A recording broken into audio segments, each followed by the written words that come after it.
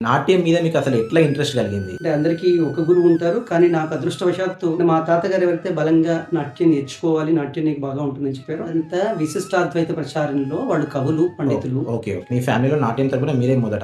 నాట్యం నుండి నేను సో, ఆ చిన్న వయసులో మీరు ఎదుర్కొన్న కష్టాలేమైనా ఉన్నాయా నాట్యం నేర్చుకోవడంలో? ఆటపాటల గురించి పూర్తిగా వదిలిపెట్టాల్సొచ్చింది. సో, చూడడం ఏదో చూసింది ఇష్టం వచ్చినట్టు చేయడం కాకుండా రైట్. గురుముఖత, నిబద్ధత, పద విన్యాసం సాధన చేసి అలా చూయించకపోతే కూడా దానికి తగ్గ శిక్షలు చాలా ఉండేవి.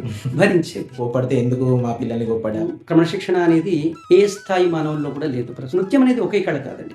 సాహిత్య, సంగీత, దృశ్య సమాహారం. మోడిఫై అవుతున్నాడు అంటున్నారు. శరీరం ఎక్కడ మోడిఫై అవ్వట్లేదు. అదే అవయవాలు ఉంటున్నాయి.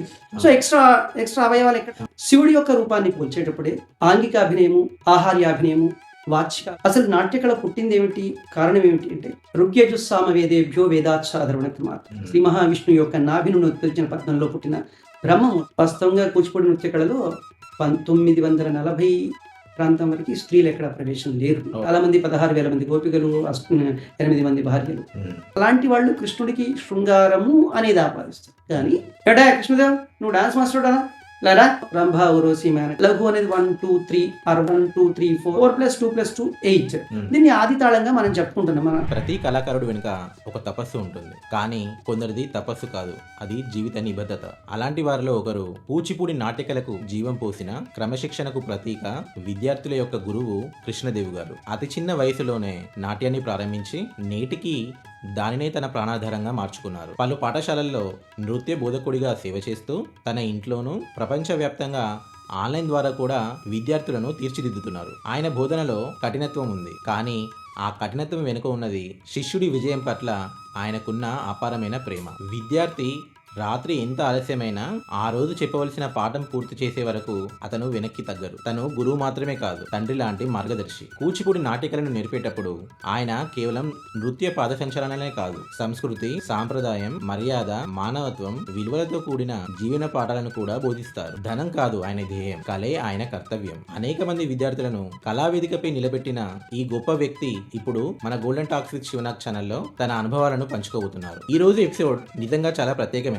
ఈ సంభాషణలో నేను సాధారణంగా అడిగిన ప్రశ్నల కంటే ఎక్కువగా కృష్ణదేవ్ గారి మాటలనే విన్నాను. ఎందుకంటే ఆయన చెప్పిన ప్రతి సమాధానం ఒక పాఠం, ఒక అనుభవం, ఒక తపస్సు. ఆయన మాట్లాడినప్పుడు నాట్యకళను మాత్రమే కాదు, మన భారతీయ చరిత్ర, సనాతన ధర్మం మరియు జీవిత విలువలను కూడా స్పృశించారు. ఆయన మాటలలో అంత లోతు ఉంది కాబట్టి నేను మధ్యలో అడ్డుకోవాలని అనిపించలేదు. అందుకే ఈ పాడ్కాస్ట్ లో మీరు నాకంటే కృష్ణదేవ్ గారి స్వరమే ఎక్కువగా వింటారు. మేము చేసిన ఈ పాడ్కాస్ట్ మొత్తంగా 3 గంటల పైన సాగింది, కానీ అంతా విలువైనదే. అందుకే ఈ పాడ్కాస్ట్ ని 6 భాగాలుగా విభజించి మీ ముందుకు తీసుకొస్తున్నాను. దయచేసి అన్ని ఎపిసోడ్స్ చూడండి, ఎందుకంటే ప్రతి దానిలోనూ ఒక అర్థం ఉంది. ఇది కేవలం ఒక సంభాషణే కాదు, ఇది ఒక గురువు యొక్క ఆత్మ ప్రతిధ్వని. వినండి, ఆస్వాదించండి, నేర్చుకోండి. అలాగే ఈ పాడ్కాస్ట్ వినే ముందు అందరికీ నాదొక విన్నపం. చాలా మంది వీడియోస్ చూస్తున్నారు కానీ సబ్స్క్రైబ్ చేసుకోవడం లేదు. మీకు తెలియదు ఏముంది, యూట్యూబ్ ఛానల్ కి కావాల్సింది సబ్స్క్రైబర్స్. దాంతోనే వ్యూస్ పెరుగుతాయి, రీచ్ అవుతుంది.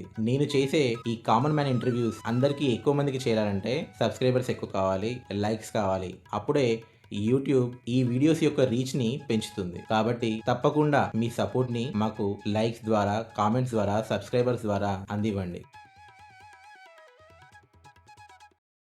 సార్ నమస్కారం. సార్ నమస్కారం అండి. మా golden talks with Sivanag channel ఆహ్వానాన్ని మన్నించి మా దగ్గరికి వచ్చినందుకు, పాడ్కాస్ట్ చేయడానికి ఒప్పుకున్నందుకు చాలా చాలా థ్యాంక్స్ సార్. సార్, మొదట నాట్యం మీద మీకు అసలు ఎట్లా ఇంట్రెస్ట్ కలిగింది? కూచిపూడి నాట్యం వైపు మీ బాల్యం స్టార్ట్ చేసిన తర్వాత, మీరు ఎడ్యుకేషన్ అంతా అయిపోయిన తర్వాత ఎలా నాట్యం వైపు మీరు మొగ్గు చూపించారు? మా కుటుంబ వ్యవస్థ మొదటి నుంచి సాంప్రదాయబద్ధమైన కుటుంబం. ఓకే. వానమామలై అనేటువంటి సర్నేమ్ సనాతన ధర్మంలోని 6 శాఖల్లో ఉన్నతమైనటువంటి శ్రీ వైష్ణవ సాంప్రదాయానికి సంబంధించినటువంటి మఠానికి సంబంధించినటువంటి పేరు. ఓకే. ఈ వానమామలై అనే ప్రాంతం తమిళనాడులోని తిరునెల్వేలికి దగ్గరలో నాంగునేరి అనే ప్రాంతంలో ఉంటుంది. ఓకే. దాన్ని సిరి లేక వానమామలై అని పిలుస్తారు. ఓకే. వైష్ణవత ప్రచారంలో వ్యాస, వాల్మీకి ఆది తర్వాత ఆళ్వార్ల తదనంతరం రామానుజుల వారు, వారి తదనంతరం మనవాళ్ళ మౌని గారు ఈ వైష్ణవ ప్రచారాన్ని, శ్రీ వైష్ణవ ప్రచారాన్ని నిర్వర్తిస్తూ వచ్చారు. ఓకే. అంతటి ఉత్తమమైనటువంటి ప్రచారాన్ని మనవాళ్ళ మౌని స్థాపించినటువంటి వానమామలై అనే వైష్ణవ పీఠం ఏదైతే ఉందో అక్కడి నుంచి మా పూర్వీకులంతా వైష్ణవ ప్రచారం, వైష్ణవ తత్వ ప్రచారం, వైష్ణవ మత ప్రచారం గురించి దేశం యొక్క నలుమూలలా సంచరిస్తూ రావడం. మా పూర్వీకులు ఇక్కడ తెలంగాణ ప్రాంతంలో, ఓరుగల్ ప్రాంతంలో స్థిరపడడం, హుహుహు. తదనంతరం కాలక్రమేణా దివ్య ప్రబంధ పారాయణం, రామాయణ, భారత, భాగవత, అష్టాదశ పురాణాలు, వేద ఇతిహాసాల పురాణాలు అభ్యసించడం, వాటిని ప్రచారం చేయడం. మా తాతగారు వానమామలై వెంకటాచార్య గారు. వారు నలుగురు అన్నదమ్ములు. అందులో వానమామలై వరదాచార్యులు గారు, అభినవ పోతన బిరుదాంకితుడు, పోతన చరిత్ర నరసింహ కవీంద్రుడు. ఓహ్! వారు చాలా సార్లు చిన్న వయసులో మా కుటుంబం యొక్క అందరూ కలిసి ఒకే చోట జరుపుకునే కార్యక్రమాలలో హ్మ్. నా మాట చతురత, హావభావాలని చూసి వారు నృత్యం వైపు వెళితే బాగుంటుంది. ఓకే. అంటే బ్రాహ్మణులు వైదిక విషయమే కాకుండా హ్మ్. సంగీతం, నృత్యం, వైద్యం ఇత్యాది వృత్తులు మొదటి నుంచి బ్రాహ్మణులు ఉన్నటువంటివి. సో, అలా నృత్యం నా శరీరానికి, నా అభినయానికి కానీ, నా మాటకి కానీ అనుకూలంగా ఉంటుందని వారిని నిర్దేశించడం జరిగింది. సో, వారు ఆంధ్ర నాట్య పితామహులైనటువంటి నటరాజ రామకృష్ణ గారు మా తాతగారికి చాలా సన్నిహితులు. ఓకే. బాల్యంలో వారి దగ్గర కొంత అభ్యసించడం. తదనంతరం మా నాన్నగారు ఉద్యోగరీత్యా గవర్నమెంట్ టీచర్. ఓకే. సో, తను ఎక్కడ ట్రాన్స్‌ఫర్ అయితే మేము అక్కడికి వెళ్ళడం ద్వారా హ్మ్. వరంగల్‌కి రావడం, ఉర్స్ హై స్కూల్‌లో ఇక్కడ పనిచేయడం నాన్నగారు ఇండిపెండెంట్‌గా. ఓకే. So, okay. అప్పుడు ఇక్కడ కొంతమంది గురువుల దగ్గర అభ్యసించడం. తదనంతరం కూచిపూడి ఆర్ట్ అకాడమీ చెన్నై వెంపటి చినసత్యం గారి దగ్గర హ్మ్. అభ్యసించడం. వారి హ్మ్. సంస్థలో వారి శిష్యులను హ్మ్. ఇలా అంటే అందరికీ ఒక గురువు ఉంటారు. కానీ నాకు అదృష్టవశాత్తు భగవద్ రామానుజుల వారికి 5 గురువులంట ఆధ్యాత్మిక చింతనలో. హ్మ్. నాకు అలాగే నృత్యంలో 5 గురువులు వచ్చారు. హ్మ్. సో, అలా కాలక్రమేణా జరుగుతూ పోతుంది. మా తాతగారు ఎవరైతే బలంగా నాట్యం నేర్చుకోవాలి, నాట్యం నీకు బాగా ఉంటుందని చెప్పారో, అది ఈనాటి వరకి ఆయన యొక్క మాట ప్రకారం నడుచుకోవడం, దాంట్లోని జీవితాన్ని కొనసాగించడం జరుగుతుంది. Nice sir.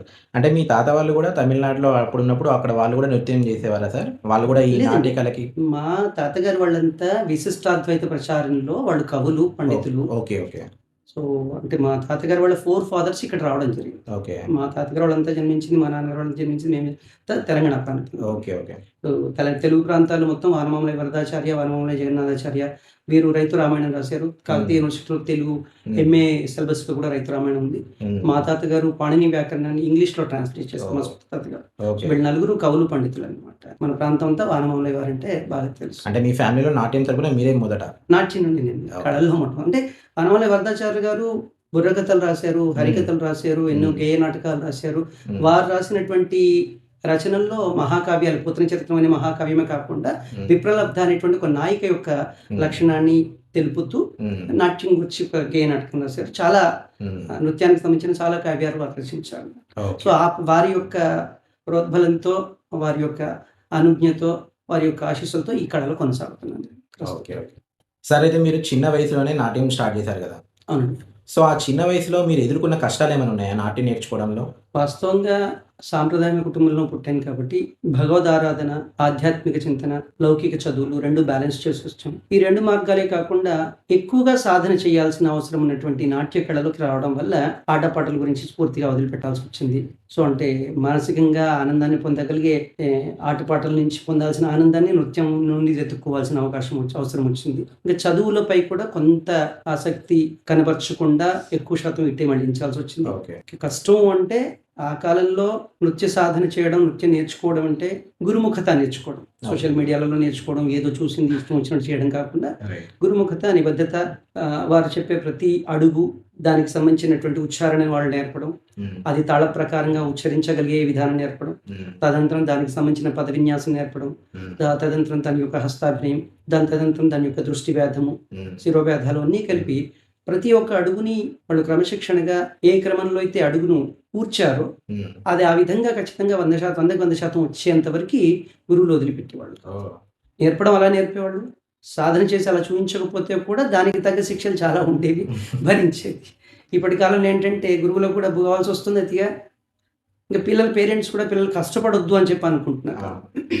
కాబట్టి కళలో దాని యొక్క నైపుణ్యత స్థాయి తగ్గిందని చెప్పొచ్చు. హ్మ్. ఆ స్థాయి అంటే గురువులు చెప్పిన స్థాయి మేము అందుకోవడంలో మాత్రం చాలా కష్టపడాల్సొచ్చింది. హ్మ్.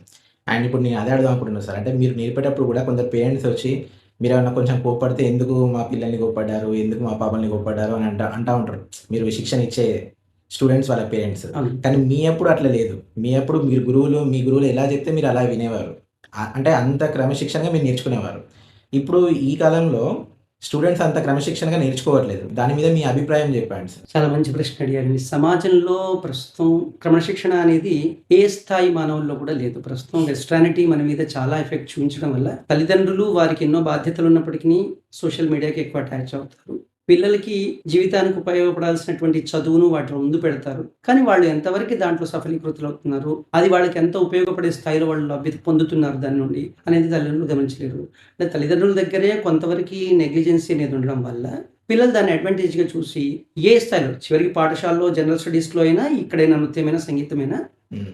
గురువు ఏ చిన్నపాటి మందలించినా, ఆ మందలింపును కూడా తిట్టులాగా పేరెంట్స్‌కి చెప్పడం. మా పిల్లల్ని అలా ఎలా అంటారని పేరెంట్స్ అడగడం. కానీ పూర్వకాలం ఒకటండి. దండనం దశగుణం భవేత్. హ్మ్. దండనం అంటే దండించడం అండి. హ్మ్. ఏ గురువు ఊరికే ఎవరిని దండించరు. అవును. ఎందుకంటే శిష్యులు అనే పదానికి అర్థం పుత్ర సంతతి అని. అవును. ఏ గురువు కూడా తన కడుపున పుట్టిన పిల్లల కంటే ఎక్కువగా శిష్యుల పట్ల జాగ్రత్తగా మెదులుతారు. ఆ ప్రవర్తనలో బాధ్యతాయుతంగా ఉండే ప్రవర్తనలో మందలించాల్సిన అవకాశం చాలా ఉంటుంది. మందలిస్తాం. మందలించిన సమయంలో తల్లిదండ్రులు కనుక అప్పుడు తల్లిదండ్రుల మధ్యలో రాకపోయేవాళ్ళు. హ్మ్. మా పిల్లలకి ఇంకా బాగా రావాలండి గురువుగారు. మీరు ఏ విధంగా శిక్షణ ఇచ్చినా మాకేం ఇబ్బంది లేదు. మా పిల్లాడు వృద్ధిలోకి వస్తే చాలు. అంటే అప్పుడు పాయింట్ ఏంటంటే పిల్లాడు వృద్ధిలోకి రావాలి. స్టూడెంట్ అనేవాడు వృద్ధిలోకి రావాలి అనే ఒక తపన పేరెంట్స్‌లో ఉంది. హ్మ్. ఇప్పుడు సా కళ, కళ యొక్క స్థాయి, వృద్ధి అనేది కాకుండా హ్యాబిట్‌గా మా పిల్లాడు వేదిక మీద కనపడితే చాలు. హ్మ్. ఆ ఆహార్యంలో కడితే వాళ్ళు నాట్య కళ చేసినట్టు, అవును. ప్రదర్శించినట్టు. హ్మ్. దానికి సంబంధించిన వస్త్రాలంకరణ, కేశాలంకరణ, ఆభరణాలు అన్నీ ధరించి వేదిక మీదకి రాగానే మా వాడు మహా గొప్ప నాట్యం చేస్తున్నాడు, గొప్పగా నాట్యం చేస్తున్నాడు, నాట్య కళాకారుడు అంటే. దానికి తోడు సమాజం కూడా కొంతమంది డబ్బు ప్రోగు చేసుకోవడానికి కళను వాడుకునే సమయంలో అమెచ్యూర్డ్ ఆర్టిస్టులని వేదిక మీదకి పంపడం. హ్మ్. దీనివల్ల కళ యొక్క స్థాయి కూడా దాని యొక్క అసలు కళకున్నటువంటి పర్పస్ ఏదైతే ఉందో ఆ పర్పస్ నిర్వర్తించలేకపోతుంది, ఓకే. చూపించలేకపోతుంది. హ్మ్. కారణం పిల్లల తల్లిదండ్రులు, పిల్లలు వీళ్ళకి అవకాశాలు ఇస్తాము అని చెప్పి చూపించే ప్లాట్‌ఫార్మ్స్ ఏవైతే ఉన్నాయో ఎంట్రీ ఫీజెస్‌గా తీసుకోవడం, ఆ ఎంట్రీ ఫీజెస్‌తో కొంత వాళ్ళు గెయిన్ చేసుకోవడం, కొంత ఖర్చు పెట్టడం, కొంత వాడుకోవడం, కొంత వాళ్ళకి ఉపయోగపడేట్టు చేసుకోవడం. ఇలాంటి ప్లాట్‌ఫార్మ్స్‌ని గురువులు వద్దన్నప్పటికిని వాళ్ళు మాకు తెలిసిన వాళ్ళండి, వాళ్ళు అవకాశం ఇచ్చారు మా పిల్లల్ని చేసి పేరెంట్స్. అప్పుడేంటి గురువుకు నేర్పాలనే తపంతో కూర్చున్న గురువుకు విద్యార్థులు కావాలి. సరే పేరెంట్స్ యొక్క మనోభావాలను కూడా గౌరవిస్తూ హ్మ్. అవకాశాలు 1, 2 ఇవ్వడం. చివరికి ఇంకా గురువుగారు మేము చెప్పింది వింటారు. మా అమ్మాయిని ఎక్కడికైనా తిప్పగలుగుతాం అని చెప్పి స్వతంత్రంగా సాధన కోసం ఇచ్చే ఆడియోస్‌ని తీసుకొని హ్మ్. వేదికల మీద పిల్లల్ని ప్రదర్శించడం. తద్వారా గురువుకి ఎప్పుడు నష్టం కాదండి. అవును. నష్టమయ్యేది పిల్లలకే. ఆ విద్యార్థికి మాత్రం. అవును. ఎందుకు విద్యార్థికి నష్టం అవుతుంది అంటే, ప్రతి ఒక్క మనిషి బాల్యంలో తల్లి చెయ్యి, తండ్రి చెయ్యి పట్టుకొని నడవడం, తదనంతరం గోడలు పట్టుకొని నడవడం, స్థిరత్వం వచ్చిన తర్వాత తనకు స్వయంగా నడవగలిగేది. అవును. అంటే మనం ప్రదర్శించే యొక్క విద్య, దానిలోని విషయం. అంటే కంటెంట్ అనేది చాలా ముఖ్యం నృత్యంలో. హ్మ్. నృత్యం అనేది ఒకే కళ కాదండి. సాహిత్య, సంగీత, దృశ్య సమాహారం. Literature, music, picture. ఈ మూడింటిని ఈక్వల్‌గా షేర్ చేసుకొని ఒక ప్రత్యేకమైన కళారూపకంగా మన ముందుకొస్తుంది. అంటే నర్తకుడు తను ప్రదర్శించే సాహిత్యం యొక్క ప్రతి పదం యొక్క అర్థము, భావము ఏ సందర్భంలో ప్రదర్శిస్తున్నాను తెలిసి ఉండి, దానికి తగ్గ హస్తముద్రలను పట్టడం, హ్మ్. దానికి తగ్గ భావాన్ని కళ్ళ ద్వారా వ్యక్తపరచడం. ఆ సంగీతం కూర్పు ఏదైతే జరిగిందో లయ ఏ అంటే మధ్య స్థాయిలో వెడుతుందా, విలమిత లయలో వెడుతుందా, ధృత లయలో వెడుతుందా, పాట యొక్క లయను ఖచ్చితంగా తన పెద్ద విన్యాసం ద్వారా అనుకరించడం. అందులో ఉన్న పదాల యొక్క అక్షరాల పొందికను బట్టు గురువుగారు ఆ నృత్యాన్ని కూర్చడం. అందులో 3 అడుగులు ఉన్న 3 అక్షరాల పదం ఉన్నప్పుడు 3 అడుగుల అడుగే ఏర్పరుస్తుంది. హ్మ్. అంటే 3కు 6 వేస్తామా, 9 వేస్తామా, 3 వేస్తామా లయ ప్రకారం గురువు నిర్దేశిస్తాడు. అంటే గురువు నిర్దేశించిన దాన్ని చేయలేక వాళ్ళకి ఇష్టం వచ్చినట్టుగా మార్చుకొని అక్కడేదో చేయాలి, రావాలి. హ్మ్. సో ఈ విధంగా చేయడం వల్ల ఏంటంటే ఖచ్చితమైన శాస్త్రాన్ని, ఖచ్చితమైన కళని మనం లోకానికి చూయించకుండా హ్మ్. పై మెరుగులు మాత్రమే చూపిస్తూ మాడిఫైడ్ నృత్యం వస్తుంది. మాడిఫై అనేది ఒకటండి. హ్మ్. ఇప్పుడు మరి మనిషి మాడిఫై అవుతున్నాడు అంటున్నారు. శరీరం ఎక్కడ మాడిఫై అవ్వట్లేదు. అదే అవయవాలు ఉంటున్నాయి. సో ఎక్స్ట్రా అవయవాలు ఎక్కడ రావట్లేదు కదా. So organs all are same. So ఎక్కడ ఆర్గాన్స్ కొత్తగా రావట్లేదు. హౌ కెన్ కళని ఎట్లా మనం వస్తాం? మనిషి రూపం ఒకటైతే కళకి 8 రూపాలు. అవును. మరి 8 రూపాల్లో ఉండాల్సిన అవయవాలని, అంగాలని యథాతథంగా చూపించాలి. ఆంగికం భువనం యస్య వాచికం సర్వవాంగ్మయం ఆహార్యం చంద్రతారాది తం వందే సాత్వికం శివుడు. శివుడి యొక్క రూపాన్ని పోల్చేటప్పుడే ఆంగికాభినయము, ఆహార్యాభినయము, వాచికాభినయము, సాత్వికాభినయం ఈ 4 అభినయాలను శివుడు ఏ అవయవాల ద్వారా ప్రదర్శించాడని చెప్పాడు. అంటే ఇక్కడ పరమేశ్వరుడైనటువంటి శివుడు విశ్వవ్యాపకుడు, విశ్వమంతా తానే. కళ విశ్వవ్యాప్తంగా మానవ లోకానికి మేలు చేయడానికే కళని ఏర్పాటు చేశాడు. అసలు నాట్య కళ పుట్టింది ఏమిటి? కారణం ఏమిటి అంటే ఋగ్యజుస్సామ వేదేభ్యో వేదాచ్చ అధర్వణ క్రమాత్. సనాతన ధర్మంలో కోట్ల సంవత్సరాల క్రితం నుండి కూడా మనకి 4 వేదముల యొక్క జ్ఞానం ద్వారా మనం మన జీవన గమనాన్ని మానవులు తరతరాలుగా ఉమ్, ఉమ్, కొనసాగిస్తూ వస్తుంది. ఉమ్, వేదం అనగానే సంస్కృతంలో ఉంటుంది. దాన్ని సంస్కృతం నేర్చుకోవాలి, అభ్యసించాలి. ఉమ్, కానీ సమాజంలో ఒక కుటుంబానికి భార్య, భర్త, పెద్దలు, పిల్లలు ఎవరి బాధ్యతలు వాళ్ళందరూ నిర్వర్తిస్తే కుటుంబం ఎలా పచ్చగా ఉంటుందో, సమాజంలో అన్ని స్థాయిల వాళ్ళు అన్ని రకాల విషయాలను మనం నిర్వర్తిస్తేనే సమాజం పచ్చలుగా ఉంటుంది. ఉమ్, పంట పండించే రైతు పండిస్తేనే మనందరం బ్రతకగలుగుతాం. అవును. బోర్డర్స్‌లో సైనికులు అహర్నిశలు వాళ్ళ యొక్క కంటి చూపు మరల్చకుండా, రెప్పవాల్చకుండా మన యొక్క బోర్డర్స్‌ని కాపాడితేనే మనం దేశంలో చక్కగలుగుతాం. అవును. ఇలా సమాజంలో అందరి యొక్క బాధ్యతలు అందరూ చేస్తున్నప్పుడు సంస్కృతం నేర్చుకోవడం, దాని ద్వారా వేదం అభ్యసించడం అందరికీ సాధ్యపడిన విషయం. ఉమ్, ఎందుకంటే వేదంలో 4 వేదాలు, ప్రతి వేదము 2 శాఖలుగా ఉంటాయి. ఓకే. ఒక శాఖ నేర్చుకోవడానికి 12 సంవత్సరాలు అవుతుంది. 12 సంవత్సరాలు. 12 సంవత్సరాలు. ఓకే. ఎప్పుడు మొదలు పెడతాడు నేర్పడం మనిషికి వేదం అంటే? 7 సంవత్సరాలు వెళ్ళిన తర్వాత 8వ సంవత్సరంలో యజ్ఞోపవేతం చేసి, ఉపనయనం చేసి వేదాన్ని అభ్యసించాడు. ఓకే. అంటే 7 + 12 అంటే 19. ఆ తర్వాత ఘనాపాడి దాని యొక్క అంతర్గతంగా ఉన్న మూలాన్ని నేర్చుకోవడానికి మళ్ళీ ఒక 4 సంవత్సరాలు. ఓకే. అంటే 23 సంవత్సరాలు. ఉమ్, అతను దాన్ని ఉపయోగించుకుని బ్రతకాలి. మరి దీన్ని ఉపయోగించుకుని మిగతా పనులు మనం నేర్చుకోవడానికి, మిగతా జీవనానికి ఆధారమైన పనులు నేర్చుకోవడానికి అవకాశం ఉంది. ఉమ్, అందరూ వేదం నేర్చుకునే సమాజం కూడా ఉన్నారు. అవును. కానీ వేదంలో ఉన్న జ్ఞానం మాత్రం అందరికీ అందాలి. ఉమ్, చతుర్వేదాల్లోని జ్ఞానం ప్రతి అంకం, ప్రతి అణువు, ప్రతి మానవుడి జీవితం యొక్క ఉన్నత స్థితికి తీసుకువెళ్ళేది. ఉమ్, వేదం అంటేనే జ్ఞానం. వేదం అనే పదానికి అర్థం జ్ఞానం. ఓకే. ఆ జ్ఞానం సమాజం అంతటా చెందాలి. కుల, మత, వర్గ విభేదాలు లేకుండా మానవుడే పుట్టిన ప్రతి ఒక్కడు నేర్చుకోవడానికి అర్హుడు, నేర్పడానికి అర్హుడు. ఓకే. మరి ఇలాంటి వేదాన్ని సులభంగా వేదంలోని సారాన్నంతా, వేదంలోని జ్ఞానాన్నంతా అట్టడుగు వర్గాల నుంచి ఉన్నత స్థాయి వరకు అందించే విధంగా విష్ణుమూర్తి యొక్క కుమారుడైన బ్రహ్మ చతుర్ముఖుడు ఈ చతుర్వేదాల నుంచి ఋగ్యజుస్సామ వేదేభ్యో వేదాచ్ఛాదరణ క్రమాత్ పాఠ్యంచ అభినయం గీతం రసాన్ సంగ్రహ్య పద్మజ. పద్మజుడు అంటే పద్మంలో పుట్టినవాడు. ఉమ్, శ్రీ మహావిష్ణువు యొక్క నాభి నుండి ఉద్భవించిన పద్మంలో పుట్టిన బ్రహ్మ తండ్రి ఆనతి మేరకి చతుర్వేదాల్లోని ఋగ్వేదము, యజుర్వేదము, సామవేదము, అధర్వణ ఈ 4 వేదాల నుంచి పాఠ్యము అంటే కంటెంట్, అభినయము అంటే యాక్షన్, గీతం మ్యూజిక్, సామవేదం నుంచి మ్యూజిక్. సో అలాగే పాఠ్యము, అభినయము, గీతము, రసము అధర్వణ వేదం నుంచి ఇలా 4 వేదాల నుంచి 4 అంకాలను తీసుకుని పంచమ వేదంగా నాట్యశాస్త్రాన్ని ఇచ్చారు. ఓకే. ఈ నాట్యశాస్త్రం యొక్క ముఖ్య బాధ్యత ఏమిటి అంటే సమాజంలో అందరికీ జ్ఞానాన్ని తెలియచేస్తూ తద్వారా వాడి యొక్క బాధ్యతలను సక్రమంగా నిర్వర్తించి సుఖ జీవితం గడపడం, ఎలాంటి సాధక బాధకాలు లేకుండా గౌరవమైన జీవితం గడపడానికి నాట్యం యొక్క ప్రతి అంశం ప్రదర్శించాల్సి ఉంటుంది. మనకు సనాతన ధర్మంలో ఉన్నటువంటి అష్టాదశ పురాణాలు, రామాయణ, భారత, భాగవత ఆది ఇతిహాసాలు, మహాకావ్యాలు, ఇవే కాకుండా ఉపనిషత్తులు, వీటిలో జ్ఞానంతా మనకి వేదంలో నిక్షిప్తమైంది. ఆ వేదంలోని సారాన్ని నాట్యం యొక్క అంకంగా ఒక్కొక్క కంటెంట్గా తీసుకొని దాని యొక్క రచన సులభమైనటువంటి, సంస్కృతంలో చాలామంది కవులు రాశారు. కీర్తనలు, తరంగాలు, పదాలు, జావళీలు, కృతులు, ఇలా చాలా రకాలుగా అష్టపదులు, జతిస్వరాలు, స్వరజతులు, అంటే నృత్య ప్రాధాన్యత 2 విధాలుగా ఉన్నటువంటి అంశాలను చాలామంది కవులు శాస్త్రీయ నృత్యం ప్రదర్శించే విధంగా రాశారు.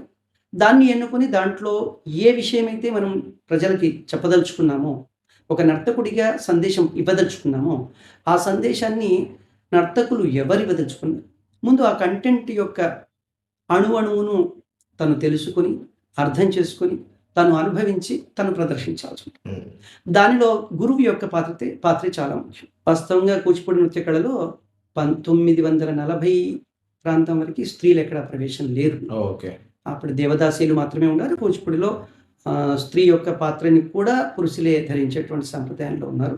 అంటే male female 2 even female characters also males only. Okay. Used to perform. Yes. Okay.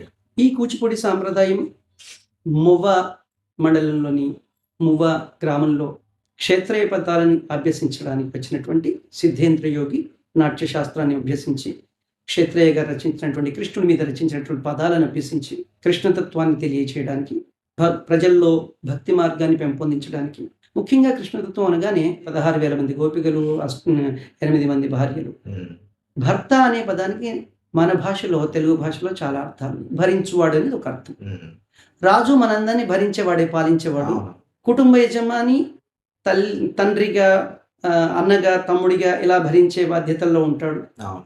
తల్లి పిల్లల్ని భరించే బాధ్యతలో ఉంటుంది. అవును. అంటే ఎవరైతే బాధ్యతాయుతంగా ఉంటారో వాళ్ళు కొందరిని కొన్ని అవకాశాలలో, అవసరాలలో చేరతీయాల్సొస్తుంది. హ్మ్. అలా కృష్ణుడు లక్ష్మీదేవి రుక్మిణి అవతారం ఎత్తడం, అంటే రుక్మిణిగా పుట్టడం, రుక్మిణిని మాత్రమే పెళ్లి చేసుకోవడం, మిగతా వాళ్ళని పెళ్లి చేసుకున్నప్పటికీ ఆయన యొక్క భార్య రుక్మిణిగానే ఉండిపోయింది. అవును. మిగతా వాళ్ళంతా భార్యలైనప్పటికీ కొన్ని కారణాల వల్ల వాళ్ళు భార్యలుగా ఈయన స్వీకరించాల్సొచ్చింది. హ్మ్. ఇక 16,000 మంది గోపికలు, ఒక రాక్షసుడు వాళ్ళను చెరపట్టడం హ్మ్. హ్మ్. వాళ్ళని ఇబ్బంది పెడుతున్న సమయంలో ఆ రాక్షసుడిని శ్రీకృష్ణుడు దునుమాడి వాళ్ళందరినీ విముక్తులు చేయడం. మరి విముక్తులు చేసిన తర్వాత వాళ్ళ ఇళ్లలోకి వెళ్తే ఇన్నాళ్ళు రాక్షసుడు చెరలో ఉన్నారు కాబట్టి మన లోకం రాముడి యొక్క భార్య సీతనే నిందించినటువంటి లోకం మనవాళ్ళు.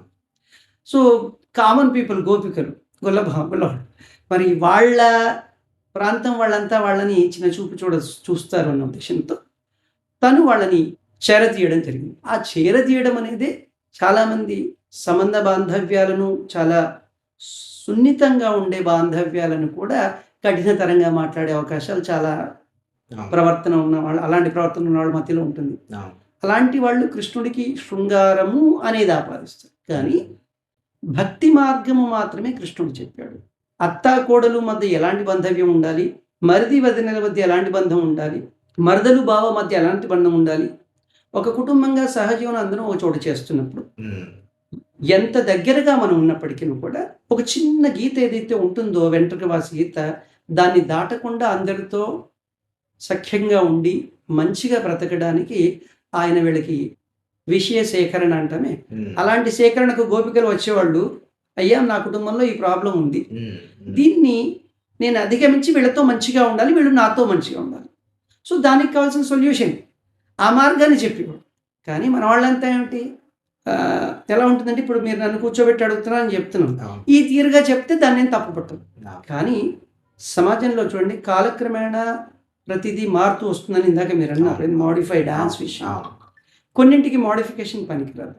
మోడిఫికేషన్ ఎప్పుడు కూడా ఆక్సిజన్ అయితే మోడిఫై చేయలేం కదా. అవును. మరి ఆ ప్రాణవాయువు మారితే మనం బ్రతకగలుగుతాము, ఆర్టిఫిషియల్ ఎయిర్తో మనం ఎప్పుడు బ్రతకలేం. పంచభూతాలు ఎప్పుడు సేమే. పంచభూతాలను ఎప్పుడైతే మోడిఫై చేయలేమో, పంచభూత సహితమైనటువంటి కొన్ని శాస్త్రాలను మనం వాడుకునే స్థాయిలో తక్కువ వాడుకుంటామేమో, కానీ మోడిఫై చేయడానికి అవకాశం ఉంది. అక్కడ కృష్ణుడు న ప్రియం న భవేత్ అనే ఒక సూత్రాన్ని చెప్తాడు. హ్మ్. సనాతనం, హ్మ్. సనాతనం అనే పదమే సదా సనా భవేత్. ఇది ఎల్లప్పుడూ ఉంటుంది, ఎప్పటి నుంచో ఉంది, ఎల్లప్పుడూ ఉంటుంది, ఎప్పుడు మేలు చేస్తుంది. హ్మ్. హ్మ్. అలాంటి సనాతనం యొక్క ముఖ్య ఉద్దేశం ఏంటంటే, మీరు నన్ను సార్ కాస్త మీరు కూచిపూడి నృత్యం గురించి మాట్లాడండి అని అడిగారు. అవును. మీరు అడిగిన విధానానికి నేను సమాధానం చెప్పి వచ్చి కూర్చో. హ్మ్.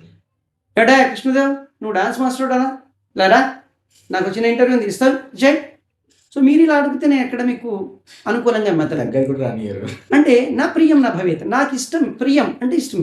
ఏదైతే ఇష్టం కాని విధంగా మాట్లాడతామో దానికి సరి అయినటువంటి రిప్లై రాదు ఎక్కడ కూడా. అంటే కృష్ణుడు ఏం చెప్పేవాడు, వాళ్ళు ఎంత నెమ్మదిగా అతని దగ్గరకు వచ్చి అయ్యా నా బాధ ఇది అని చెప్పుకుంటే అంతకు ఇంకింత వినయం జోడించి, ఇంకింత అందాన్ని జోడించి దాన్ని భాషపరంగా కానివ్వండి, చేష్టపరంగా కానివ్వండి, వాళ్ళకి ఆ సున్నితత్వం, అంటే బాంధవ్యాల మధ్య ఉన్నటువంటి సున్నితత్వం. సముద్రంలో ఎన్నో అలజడులు ఉన్నాయి. హ్మ్.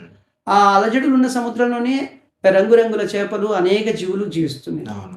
వాటిని మనం ఇవాళ తెచ్చి అక్వేరియంస్లో కూడా పెట్టుకొని చూస్తాం, వాటిని చూసి ఆనందిస్తుంది. అవును. అంటే అలజడి, అందం, ఆనందం మూడు కలబోసింది సముద్రం. మానవుడి యొక్క జీవితం కూడా అంతే. అంటే ఆ జీవితంలో నువ్వు ఆ అందమైన చేపని ఎలా చూస్తావో, నీకున్నటువంటి బాంధవ్యాలని అంత సున్నితంగా, అంత జాగ్రత్తగా చూడు అని చెప్పే విధంగా ఆయన చెప్పడం వల్ల సఖ్యతగా ఉండడం, దగ్గరగా ఉండడం, కలిసి ఆడడం, పాడడం. అంటే ప్రతిదీ ఒకే విధంగా చెప్తే ఎవరు ఇష్టపడరు. హ్మ్. ప్రతిసారి ఒకే విషయాన్ని ఒకే రకంగా చెప్తే ఎవరు. పిల్లాడు ఉన్నాడండి, మీరు గట్టిగా కోప్పడి చెప్తే ఏడుస్తాడు. హ్మ్. అదే వాడికి ఇష్టమైనది ఏదైనా చూపిస్తే వెంటనే ఆ పని వింటాడు. అలాగే ఈ విన్నవాళ్ళు ప్రాబ్లం ఉందని చెప్పారు, ప్రాబ్లం సొల్యూషన్ అడిగారు శ్రీకృష్ణుని. హ్మ్. శ్రీకృష్ణుడు సమాధానం చురుగ్గా చెప్పి పంపిస్తాడు. వాళ్ళు ఆచరించకపోతే ఏం లాభం? అవును.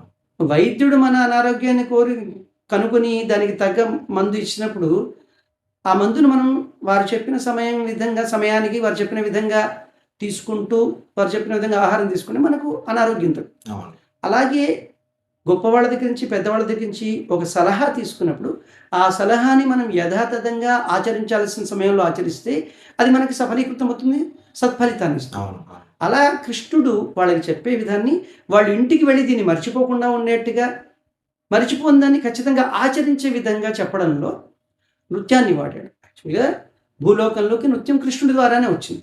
ఓకే. తాండవమూర్తి శివుడైనప్పటికిని హ్మ్. తాండవ కృష్ణుడు అన్నాం. అదే ఇప్పుడు నేను అదే అడగబోతున్నా. అంటే మనకు నృత్యం అంటే ఫస్ట్ శివుడు గదా! నాట్యకారుడు, యెస్. లయకారుడు. కానీ మీరు కృష్ణుడు అంటున్నారు ఏంది అని? ఇక్కడ బ్రహ్మ రచించిన నాట్యశాస్త్రాన్ని లోకానికి అందించే క్రమంలో నాట్యశాస్త్రం సంస్కృతంలో రచించిందని మన పెద్దవారు తెలుగులోకి అనువదించారు. హ్మ్. అప్పారావు గారని చెప్పి. హుహు. దాని ఆధారితంగా చూసుకున్నప్పుడు శివుడు కైలాసంలో తాండవం ఆడాడు. హ్మ్. లాస్యం పార్వతీ అమ్మవారు తనతో పాటు ఆ! ప్రదర్శించారు. ఇంద్రుడి సభలో రంభ, ఊర్వశి, మేనక ఇత్యాది అప్సరసలందరూ నాట్య ప్రదర్శన చేస్తారు. హ్మ్. భూలోకంలోకి ఎప్పుడైతే కృష్ణుడికి ఈ సాధక బాధకాలు వీళ్ళు చెప్పుకున్నారో, ఆ సాధక బాధకాలని ఒక కంటెంట్‌గా తీసుకొని, ఆ కంటెంట్ యొక్క పరిష్కారాన్ని కూడా తను నృత్యంలోనే చూయించడం, హ్మ్. వేణుగానంతోనే చూయించడం, ఓకే. గీతంగా చూయించడం, ఓకే. తద్వారా గోపికలకన్నది అది అంత నేర్చుకోవడం, ఓకే. దాని ద్వారా స్ప్రెడ్ అవ్వడం జరిగింది. నాట్యోత్పత్తి అనేటువంటి అంక మన నాట్యశాస్త్రం నుంచి తీసుకున్నప్పుడు కృష్ణుడి ద్వారా లోకానికి వచ్చింది. ఓకే. ఓకే. సో అది ప్రాంతాల వారీగా వాళ్ళ వాళ్ళ వేషభాషలు, వాళ్ళ యొక్క ఆహారము వల్ల ఆహారం వలన ఉచ్చారణ మారింది. క్లైమేట్ వల్ల వాళ్ళ యొక్క ప్రాంత వాతావరణం వల్ల మారుతుంది. కాబట్టి వాళ్ళు ఆచరించే విధంగా నాట్యశాస్త్రాన్ని అందరూ సంస్కృతంలో అభ్యసించారు. పూర్వీకులందరూ, పెద్దవాళ్ళందరూ అన్ని రకాలు. ఇప్పుడు మన భారతదేశంలో 7 సాంప్రదాయాలున్నాయి. హ్మ్. 7 శాస్త్రీయ సాంప్రదాయాల పూర్వీకులందరూ కూడా, మహామహులు, ఆద్యులందరూ కూడా సంస్కృతాన్ని అభ్యసించి నాట్యశాస్త్రము, అభినయ ద్రవ్యం, వైభవ భారతి అనే 3 గ్రంథాల ఆధారితంగా దీన్ని వాళ్ళు కూరుస్తూ మనకి తరతరాలుగా అందిస్తూ వస్తుంది. హ్మ్. హ్మ్. ఇప్పుడు మీరు అడిగిన ప్రశ్న పిల్లలను మందలించడం. అవును. ఇంత గొప్ప శాస్త్రం ఇన్ని తరాలుగా ఇంత కొనసాగుతూ వచ్చినప్పుడు మనకెవరండి హక్కిచ్చింది మోడిఫై చేయడానికి? అవును. సో, మోడిఫై చేయడంలో బ్రెయిన్ ఏమన్నా మనకేమన్నా భగవంతుడు మేధస్సు ఏమన్నా అమోఘంగా ఇచ్చాడా? వాళ్ళకి మించి ఇచ్చాడా? ఎక్కడి నుంచి మోడిఫై చేస్తున్నాం? వెస్ట్రానిటీలో ఉన్నటువంటి, అంటే వాస్తవంగా సంగీతము, సాహిత్యము, నృత్యము అనేవి యూనివర్సల్ సబ్జెక్ట్స్. అవును. ప్రపంచం మొత్తం అందరికి ఒకటే. అదే సప్తస్వరాలు అంతటా తీస్తాం. మనం 4/8 అంటాం ఇక్కడ తాళంలో. వెస్ట్రానిటీలో 4/8 అంటారు. మనం ఇక్కడ ఆది తాళం ఉంది. అంటే చతురస్ర జాతి త్రిపుట తాళము అనేదాన్ని, అందులో ఒక లఘువు, 2 ధృతాలు.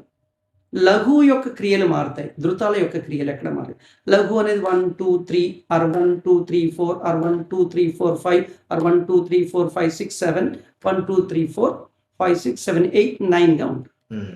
ధృతము అంటే just beat and open beat. రెండే అది ఎక్కడ మారదు. ఓకే. సో ఇలా చతురస్ర జాతి త్రిపుట తాళంలో ఒక లఘువు, 2 ధృతాలు. హ్మ్. చతురస్ర జాతి అన్నాను. చతురస్రం అంటే 4. హ్మ్. 1, 2, 3, 4. హ్మ్. ఇది లఘువు కంప్లీట్ అయింది. మళ్ళీ 2 ధృతాలు 1, 2 మరో ధృతం 1, 2 4 + 2 + 2 8. హ్మ్. దీన్ని ఆది తాళంగా మనం చెప్పుకుంటున్నాం. మన భారతీయ సంగీతం విషయంలో కానీ, నృత్యం విషయంలో, కళలన్నింటిలో కూడా అది లయ వాయిద్యాలని ఏదైనా సంగీతపరంగా క్యాలిక్యులేషన్స్ అన్ని 4/8 అనేది. ఈ 4/8 మనం ఆది తాళం ఉన్నాం, వాళ్ళు 4/8 అన్నారు. ఓకే. ఓకే. సో ఇలా యూనివర్సల్ సబ్జెక్ట్‌గా ఉన్నప్పుడు ఆ ప్రాంతంలో వాళ్ళ వాతావరణము, వాళ్ళ ఆచార వ్యవహారాలు, వాళ్ళు తీసుకునే ఆహారము, వాళ్ళ యొక్క జీవన విధానము, ఆ జీవన విధానంలో కొన్నింటికి వాళ్ళు ఇచ్చే వాల్యూస్ మనకంటే తక్కువ ఉండొచ్చు, ఎక్కువ ఉండొచ్చు. అవును. ఆ స్థాయిలో అది ప్రదర్శించింది. అందులోంచి అడాప్ట్ చేసుకొని ఇందులో యాడ్ చేసి it is not modified, copy or hybrids. Hmm. Hmm. హ్మ్. నేను చెప్తే కొత్తగా మోడిఫై ఎక్కడ అవ్వట్లేదు. హైబ్రిడ్ మొక్కల్ని ఎట్లా అయితే హైబ్రిడ్‌గా పెంచుతున్నామో, నృత్యాన్ని కూడా అది కొంత ఇది కొంత కలిపి కొత్తది తీస్తున్నాం తప్పించి మనమేం